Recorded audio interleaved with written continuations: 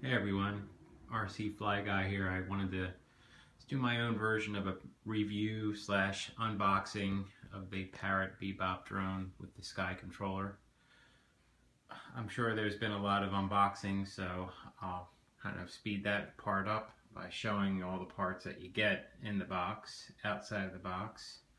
You get an indoor hull, you get extra propellers, you get the tool for putting the propellers on, your battery charger adapters for international use. I take the US one out and throw that away. You get 3 batteries if you're buying the Sky Controller.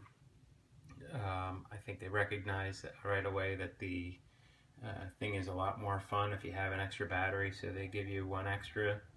Of course, the charger with the US AC adapter, I just put it on there like I said, and the other parts just get tossed. I'm not planning on taking this thing overseas.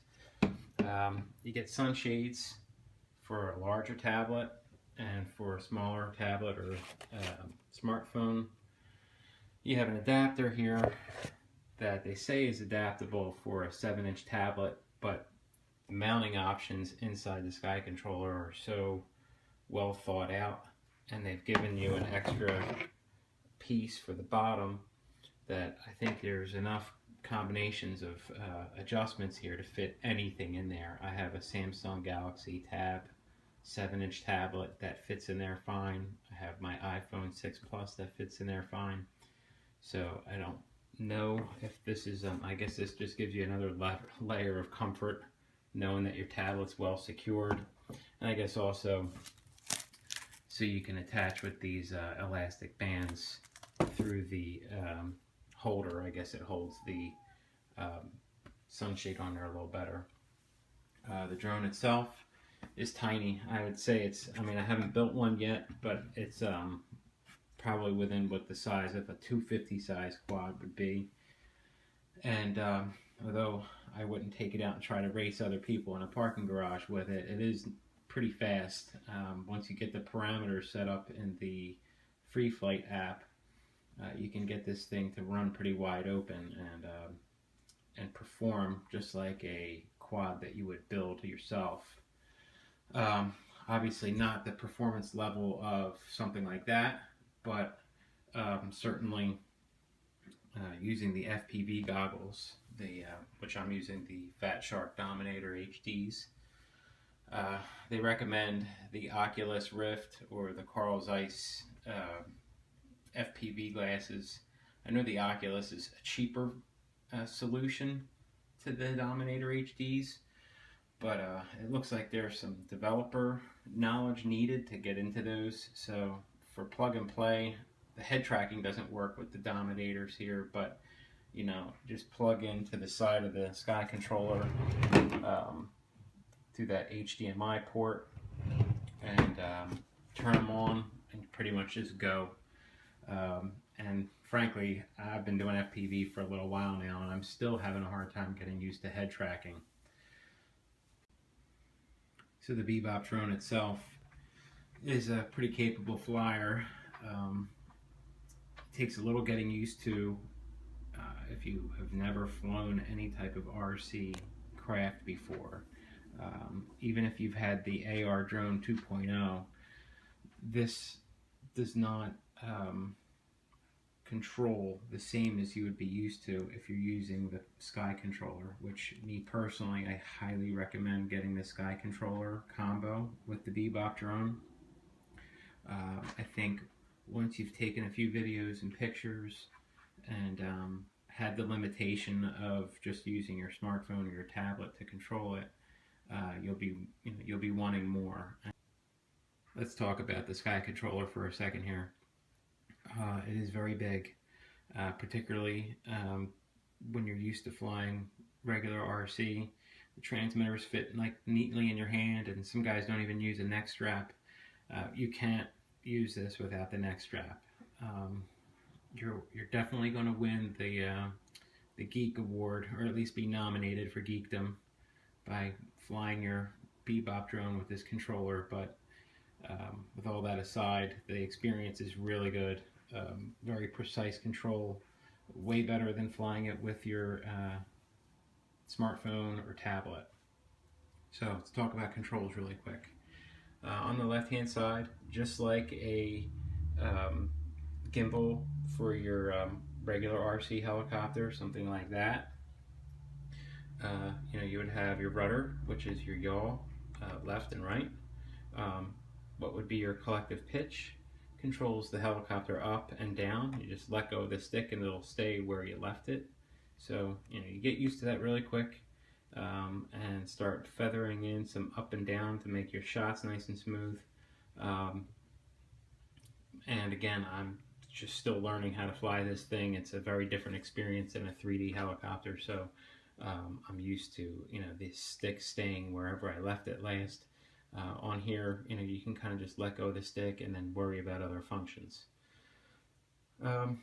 Up top, you have a navigator control that navigates you in the FreeFlight app, and so you can move up and down throughout the app and then click the button to select stuff on the screen. Because the Sky Controller has its own built-in operating system, what you're viewing on the goggles, if you choose not to use a tablet on here, is basically what you would see on the app. So it's just a computer running the FreeFlight app. Here you have a back button for when you're navigating within the menus. You can just hit back to get out of that screen that you're in. The home button takes you home in the app instead of having to toggle through all the screens. You can just hit home. This button here is for recording video. Now I think there's a setting, I haven't checked for sure. I have mine set up to just start recording right away because I still to this day have a problem remembering to hit record on any of the other FPV flights that I do. And so that's kind of a nice feature. You can always shut the recording off if you get up in the air and realize there's nothing interesting happening. Over on the right hand side you have your cyclic control, which would be left, right, and forward and aft cyclic. And in layman's terms, it's basically banking forward to go forward, banking back to back up, and tilting left or right to make the helicopter tilt left or right. And you can combine that control with the rudder to have a nice smooth turn, and it really, because of the stabilization on the Bebop, you don't even see any of the banking anyway. So, but it is nice to be able to feather in those two controls to have a nice smooth turn. Underneath that gimbal is your up and down, your takeoff and land button, and you basically hit it once, the Bebop jumps into the air, and then you start flying it around. Hit it again, it'll land. You have an emergency landing button, and I think this is, I have yet to use this yet, but when you hit this, it'll just quickly and promptly go to the ground no matter where it's at.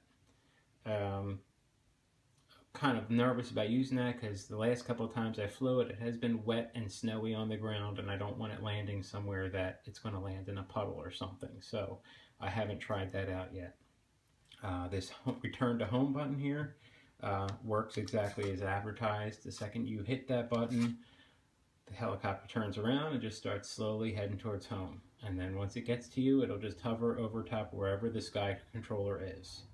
So really nice feature. Once it gets there, then you can just hit the land button. That was really great the other day while I was demonstrating this for some people. I was able to just have it come home and I can finish talking about it, and I didn't have to worry about controlling and talking at the same time, just like holding a camera and talking at the same time. Okay, so then at the top right hand corner of the controller you have your camera pan and tilt joystick, and also your shutter for taking stills. And if you're panning and tilting and you have it all the way over to one side and you don't want to try and find the center with the joystick, you can actually use this home button and it'll home out your view on your pan and tilt to be in the center of the screen again.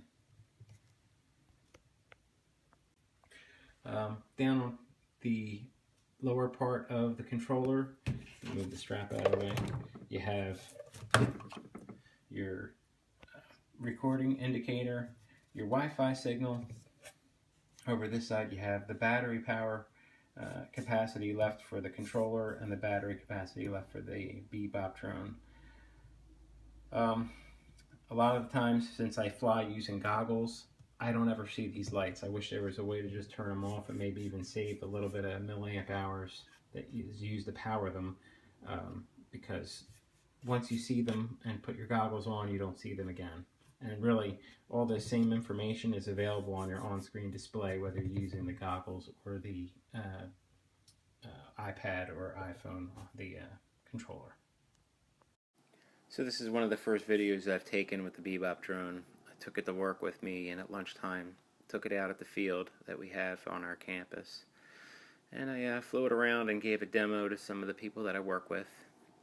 Actually, 2 of the 4 people standing there with me went right inside, went on Amazon, and bought it as soon as they saw this. And one of the guys is especially cheap, so I was surprised. He was so excited about the capabilities and the stability of this device that this kind of just sold him watching me fly it around.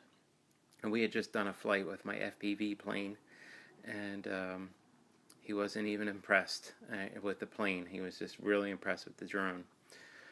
The images are extremely stable, and as you can see, this was a fairly windy day. We were gusting between 10 and 20 miles an hour at times, and you can't tell from this video. It'll just kind of stay locked in.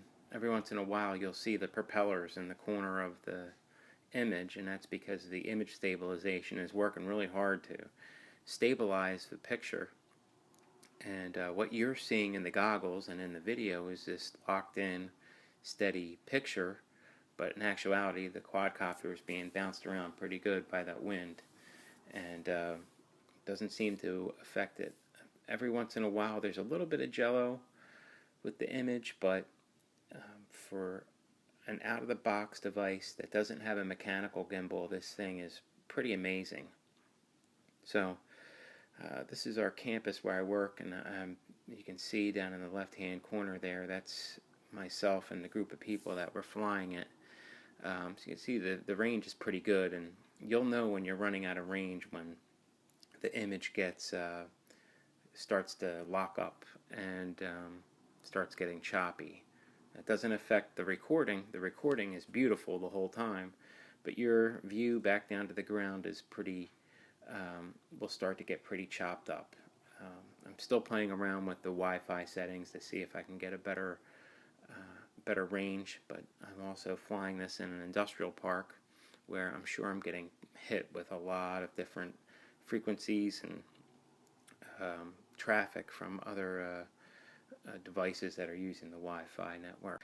For me, for what this thing does, it really outperforms anything else I've seen, and I was about to buy and build a quadcopter from all the parts that you would normally need to buy them, build it from, and I'm not going to do that now. This is probably what I'll use for taking out to the flying field and chasing other airplanes around and taking a video for our club.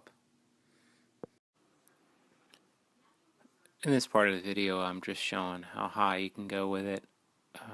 Again, I went within my comfort zone for flying at work. The video stayed pretty stable all the way up. It will get a little bit of chop because we are feeding a high definition signal back to the goggles or the viewing device, which takes up a lot of bandwidth, and I guess when the range starts to get pushed to its limit, the video will chop. But I gotta stress that the onboard video that's being recorded is not affected, and you'll you won't even know it when you play back your video. You just have to plan for it and kind of know your limitations. So in some videos that I'm going to make down the road, I'm going to try to do some practical testing of the range and try different channels. On this particular video, I was locked in at channel 6 on the 2.4 gigahertz band. I have a feeling that the software that's built in there is smart enough that if you left it in automatic, you'd probably get better range. But again, I'm going to take some time and do some more testing for that, so look for those videos as well as other videos. This is probably the first time I've done a video where I'm actually talking and reviewing or giving a walkthrough. So if you like what you see, hit subscribe, and there'll be more to come for FPV, Parrot products, and anything to do with RC. Thanks.